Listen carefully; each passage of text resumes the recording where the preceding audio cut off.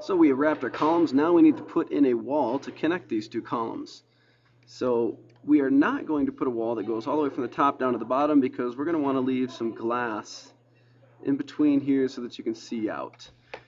So in order to build the wall up, what you would first do in engineering is you would weld a plate to the bottom of this I-beam, and then you would build brick up from the side and go all the way up on both sides of this I-beam. So you'd weld a plate underneath the bottom, then build the brick up. So we're going to do that. So let's go into our our side view here first, and we need to figure out how thick this beam is.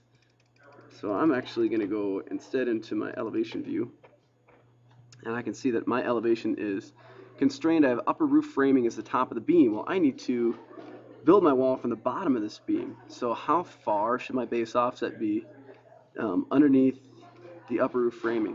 Well, let's use our little ruler here, and we'll find out. From the top to the bottom here is about 1 foot 5 and some inches, so about 1.5 feet if I look at that piece there.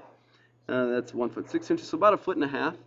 So we're going to go down 1.5 feet to build our wall up, because that's where our plate would be welded. So we need a 1.5 foot offset. Alright, so let's go back to our 3D view, and we'll go back to the top view to draw this in here. And if you try to draw it in from the second floor viewing in floor plans, sometimes it doesn't show your wall. So if you do it in 3D, you should have no problem. Go to architecture, click wall, and we're going to put in a basic wall, 4-inch brick, and we're going to build it on both sides of this I-beam, from the left side and then the right side down here. So we need finished face interior. That is checked. We should set this to upper roof framing, and we had a base offset of, what was it again? Do you remember? Negative, whoops. It was 1.5 feet down, so negative 1.5 feet. Let's see if that works, huh? Hey, it did. And then we go to upper roof framing. We still want to have our 4-foot offset up so that it goes all the way up to the top. And we should be set. So if I'm doing finished face interior, so I'm going to be tracing along the interior line. That means the wall is going to be built out this way. So let's try it. I'm going to zoom in and make sure I get that corner. Looks like I got an intersection. And hey, look at that. There's a wall.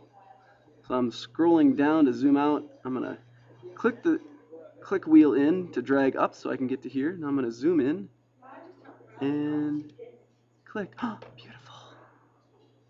And then we'll do the same thing, go in this direction. I might have to fix that. Looks like that wall is kind of embedded in that column. So we'll click on that, and there we go.